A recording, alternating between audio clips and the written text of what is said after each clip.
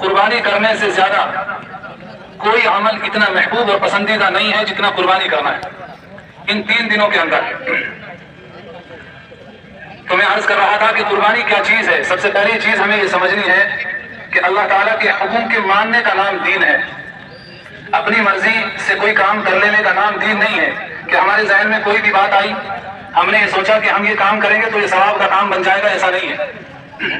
اللہ اور اس کے رسول صلی اللہ علیہ وسلم نے جو چیز ہمیں بتائی، جو طریقہ ہمیں بتایا، اس کو ماننے کا نام دین ہے، اس کی اتباع کرنے کا نام دین ہے۔ اور اپنی طرف سے عقلی گھوڑے دوڑانے یا اسی طریقے سے حکمتیں تلاش کرنے کہ یہ قربانی کیوں کی جاتی ہے، اس میں مصلحت کیا ہے، بغیر سوچے سمجھے جب اللہ کا حکم آ جائے تو مسلمان بندہ اپنے آپ کو اللہ کے حکم کے آگے جھکا دے، یہ دین ہے۔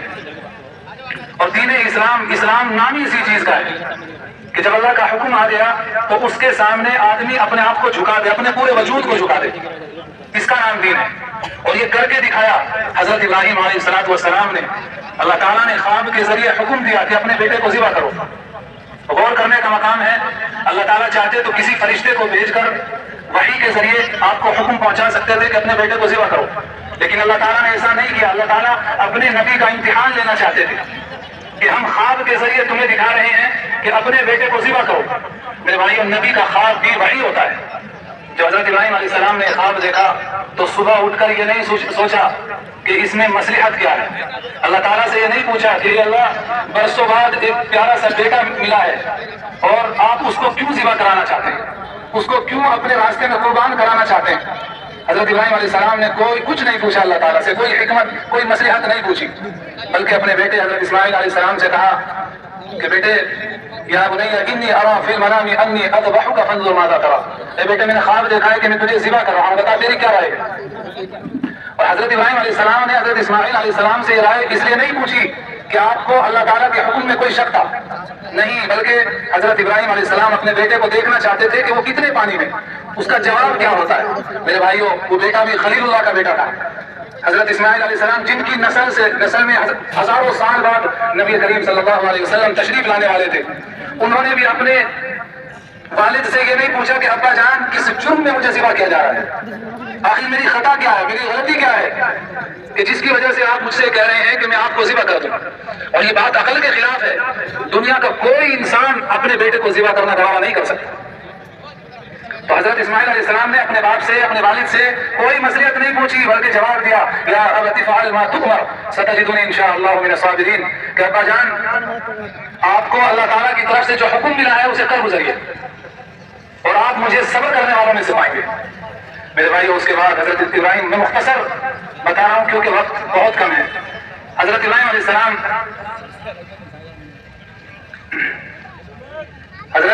السلام نے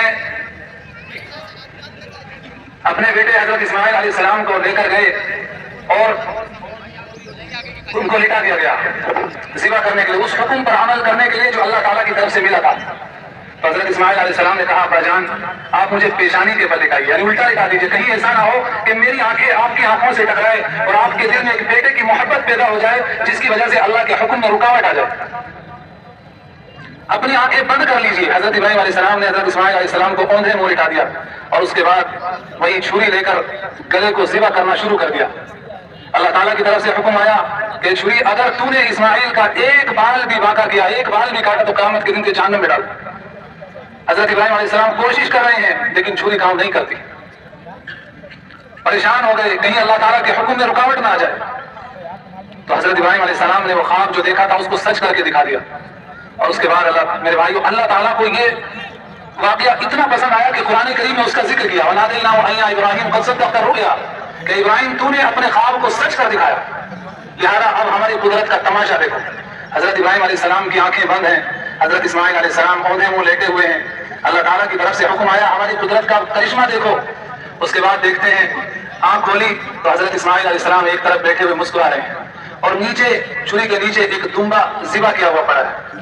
اللہ تعالیٰ نے جنت سے دمبا بھیجا، قربان چاہیے اس رب کائنات پر۔ میرے بھائیوں، اگر اس دن اسماعیل علیہ السلام کی گردن کٹ جاتی تو آج ہمیں اس امت کو اپنی اولاد کی قربانی دینی پڑتی، لیکن اللہ تعالیٰ کی رحمت دیکھی، احسان فرمایا امت محمدیہ پر کہ ہونا تو یہی چاہیے تھا کہ ہم اپنی جانوں کی اللہ تعالیٰ کے لیے قربانی پیش کرتے، لیکن اللہ کی رحمت ہے کہ اس نے ہمیں جانوروں کی قربانی کرنے کے لیے کہا۔ قرآن میں کہا فَصَلِّ لِرَبِّكَ وَانْحَرْ، اے نبی اپنے رب کے لیے نماز پڑھیے اور قربانی کیجیے۔ تو اس واقعے سے امت محمدیہ کے اوپر، کیونکہ اللہ تعالیٰ کو یہ واقعہ حضرت ابراہیم علیہ السلام کی ادا اتنی پسند آئی کہ امت محمدیہ پر اس کو واجب کر دیا گیا۔ اور جو لوگ یہ کہتے ہیں کہ قربانی نہ کی جائے بلکہ اتنا پیسہ غریبوں کو میں صدقہ کر دیا جائے، دیکھیے ہر عبادت کا ایک موقع ہوتا ہے، محل ہوتا ہے۔ اگر میں آپ سے کہوں کہ آپ عید کی نماز مت پڑھیے، اس کے بدلے میں صدقہ کر دیجیے، کیا آپ مان لیں گے؟ میں آپ سے کہوں ظہر کی نماز مت پڑھنا، 100 روپے صدقہ کر دینا، آپ کا کام ہو جائے گا؟ کیونکہ اللہ تعالیٰ نے ہر عبادت کا ایک موقع رکھا ہے۔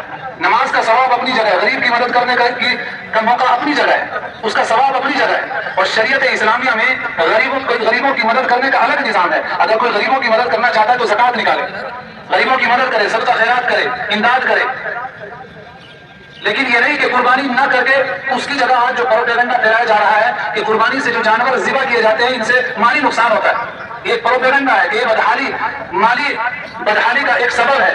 میرے بھائیو ایسا نہیں ہے، بلکہ قربانی کا تو مطلب یہی ہے، قربانی کی اصل روح ہی یہی ہے کہ تمہاری سمجھ میں آئے نہ آئے، تمہارے ذہن میں آئے نہ آئے، تمہاری عقل میں آئے نہ آئے، ہم نے حکم دے دیا ہے تو قربانی کرو بس، اور کچھ چوٹ چرا کرنے کی گنجائش نہیں ہے، عقل دوڑانے کی ضرورت نہیں ہے۔ اسی کا نام دین اسلام ہے۔ میرے بھائیو آج دنیا میں جتنے مظالم ہو رہے ہیں، جتنی برائیاں ہو رہی ہیں، جتنی بدعنوانیاں ہو رہی ہیں، اس کی وجہ یہی ہے کہ آدمی عقل کا غلام بن چکا ہے، کہ عقل میں جو بات آتی ہے اس کے مطابق چلتا ہے۔ اگر یہ بات ذہن میں بیٹھ جائے کہ جو حکم اللہ نے دیا اس کو پورا کرنا ہے تو ساری بدعنوانیاں، سارے مظالم ختم ہو جائے، ساری بدعتوں کی جڑ کٹ جائے۔ اللہ تعالیٰ قربانی کیوں کرانا چاہتے ہیں؟ کیا اللہ تعالیٰ کو ہمارے جانوروں کی ضرورت ہے؟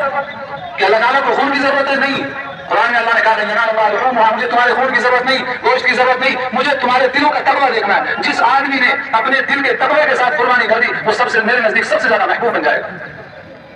اس لیے ہم لوگ قربانی کرتے ہیں۔ اس لیے میرے بھائیوں اللہ کے نبی صلی اللہ علیہ وسلم نے ناراضگی ظاہر کی ہے ایسے آدمی پر کہ جس کو اللہ نے حیثیت دی، مال دیا اور وہ قربانی نہ کرے۔ اللہ کے نبی فرماتے ہیں ہماری عیدگاہ میں آنے کی اسے ضرورت نہیں ہے۔ تو گھر میں جس کے اوپر قربانی واجب ہے، یعنی جس کے پاس تقریباً 40,000 روپے کسی بھی شکل میں، سونے کی شکل میں، چاندی کی شکل میں، مال تجارت کی شکل میں کوئی پراپرٹی ہے جو اس کی ضرورت سے زائد ہے، اس کے اوپر قربانی واجب ہے۔ اور ایک آدمی کی قربانی کرنے سے سب کی قربانی ادا نہیں ہوگی۔ گھر میں جتنے لوگ صاحب نصاب ہیں، اگر 10 لوگ ہیں، سب کے اوپر قربانی واجب ہے۔ تو بہرحال قربانی خوش دلی کے ساتھ کرنی